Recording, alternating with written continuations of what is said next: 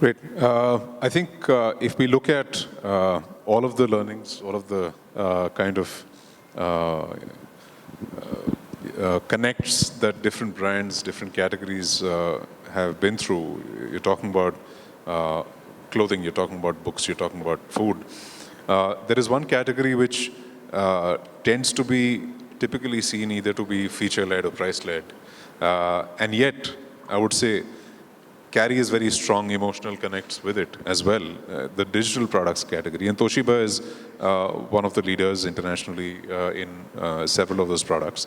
So I think, Sanjay, if you can perhaps take us through how you see the space and how you see it evolving, and what are the important things to keep in mind when one is looking to create a specific position or a special connect outside of whatever is traditionally thought about.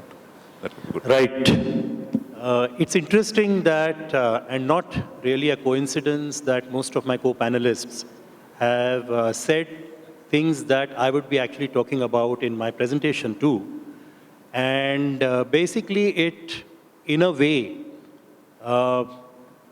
it is an evidence of the fact that when it comes to the consumer, it cuts across all different industries. And when we are talking about creating that relationship between the brand and the consumer, it is less and less industry specific, more and more similarities than differences. What I have done is that I have basically articulated my thoughts in the form of a presentation, which I will be taking you through. And I'll be actually, in a way, wherever there are the similarities between what my co-panelists have said, I will just be pointing it out to you, so that you actually see that there is a common thread going across, which is not really industry, it's industry agnostic.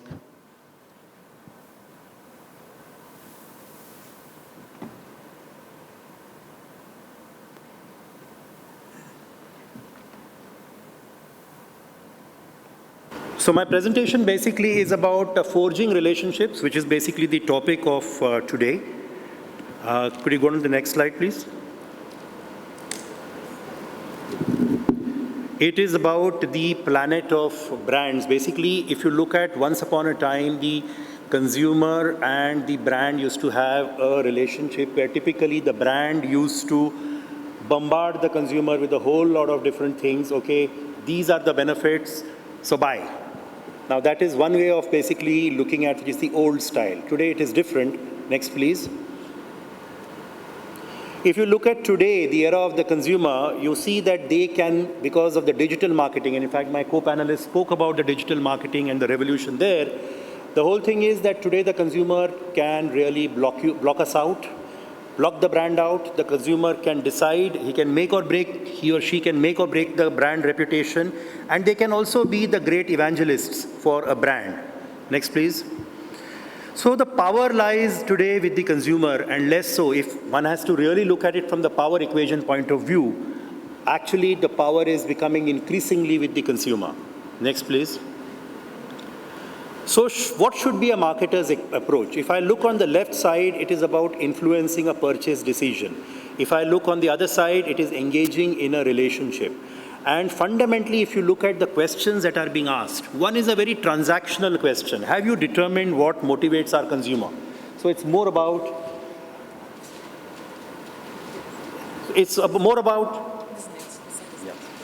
So basically, it's more about influencing the purchase decision. Okay, it's very, very selfish kind of an approach. And the other is, but did I help her remember where she put her keys, which is engaging with the consumer?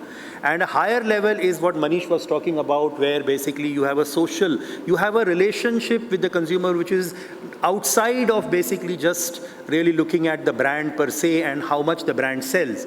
The sales basically, and many of my co-panelists said the sales is actually a byproduct of the relationship that we actually really establish with the consumer.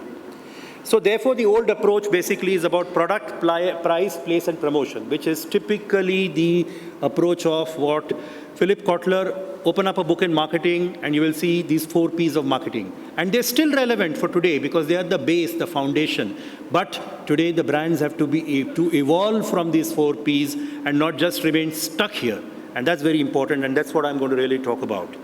So what are the new 4 Ps? The new 4 Ps are pursuit, purpose, presence, and participation. I'm going to talk about each one of these very, very briefly and then talk about what Toshiba did and how it actually worked.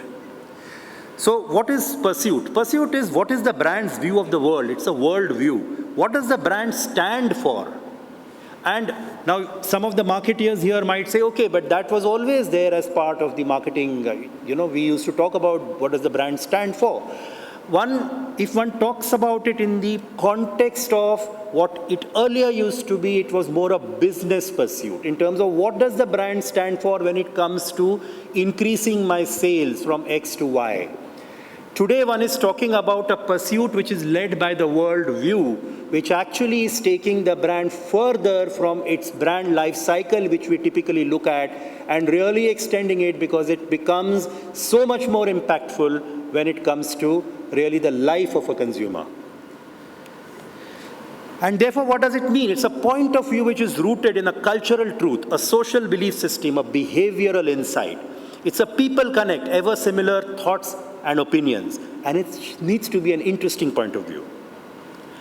The next is purpose. Why does the brand exist? What role does the brand play in the lives of the consumer? So it's about real, organic experience with the brand. The stories, what story do I tell? The way the ordinary people experience, that matters. And that's the relatability at some level which builds the instant connection. Therefore, humanly relevant. Be humanly relevant. We spoke about be human. Be humanly relevant is the aspect of the purpose which becomes very important. Presence. Presence is about where and when the brand must engage with the consumer. How does each touch point contribute? A lot of my co-panelists spoke about we go to where the consumer is there rather than really expecting the consumer to come and really buy us from where they expect us to be. Now that's very important. And that's where be ready where they are and for when they choose to engage. The prerogative is theirs. Different genres, themes contribute towards building the holistic brand. Tell your story at more places. So really be present in the consciousness of the consumer at whatever level that really you can be. And finally, the participation. How do they get to know each other for real? How do brands get involved in the lives of the consumer? It has to be a two-way communication. It has to be an engaging relationship, a bond which is meaningful. And therefore, initiating conversations is very, very critical from the point of view of the brand. So therefore, the new approach, to summarize very quickly, pursuit, purpose, presence, participation. And what did the Toshiba do differently? That was building relationships with the 4 Ps. Fundamentally, the pursuit is we believe that our passion can unlock your passion. It is not about really giving technology, but it's all about creating experience. And fundamentally, really living through the experience of the consumer and what role the brand has to play in the experience that the consumer lives. And I'm actually going to take one example, which has been a successful example, a TV for India's passion. So really start with where the passion is. Passion of the Indian consumer is really with cricket, right?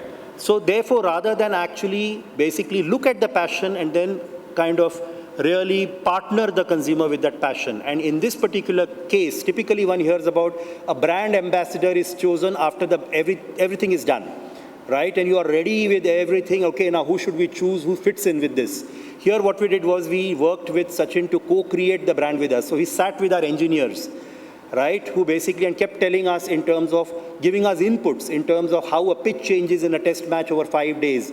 How does a TV need to capture how a pitch changes? How does a ball change? And really the cricket mode ends up doing that. And therefore offer just an experience and not just technology.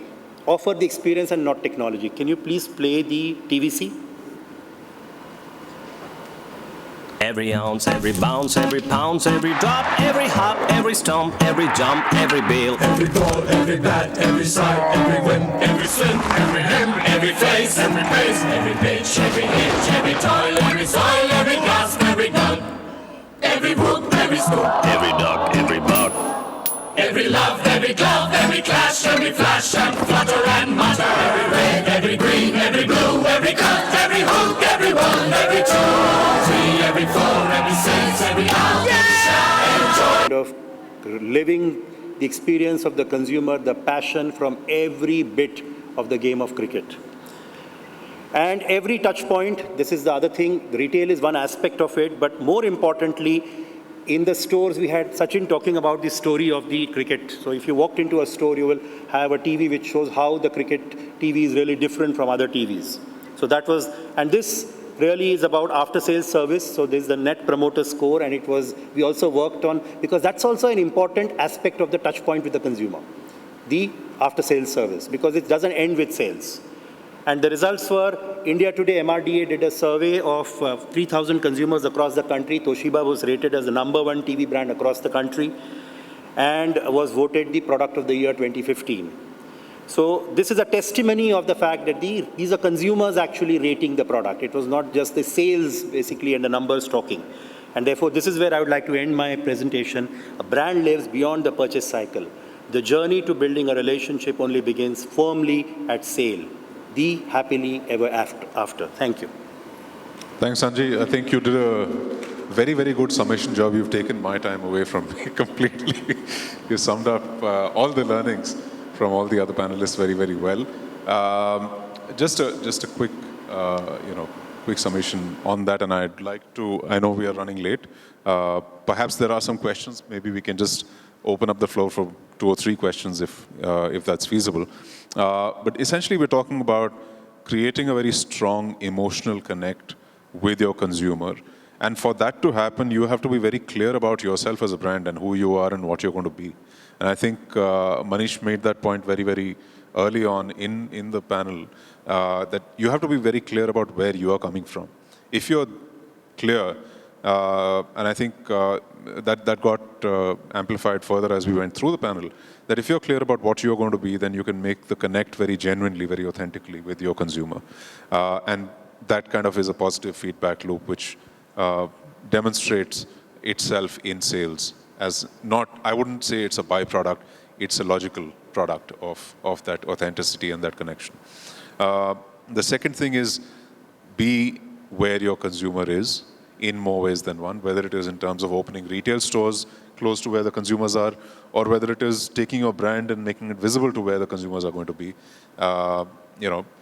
It's, if we take it, yes, I mean, it's plain common sense, right? But it's funny how so many brands don't follow common sense. They are so arrogant about who they are, and they expect the consumer to come where they are, and so on and so forth. I think one of the most basic lessons, if you carry nothing else away from this panel, is be where the consumer is, be authentic, and the rest will follow from that. I'll check if there are any questions. Please raise your hand. Any burning questions? If not, then I would like to bring the session to a close with a big round of applause and thanks to all the panelists. Please thank them for the time. Thank you all for the time that you've given us on the stage.